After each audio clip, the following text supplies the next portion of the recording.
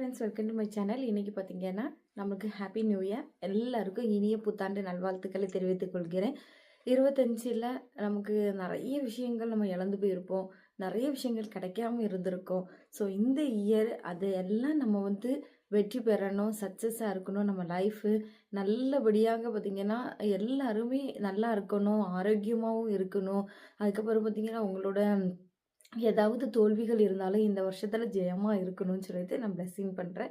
So எல்லாருக்கும் happy new year wishes.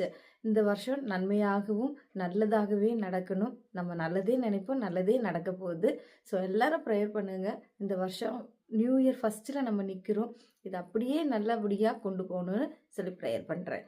So happy new year every one.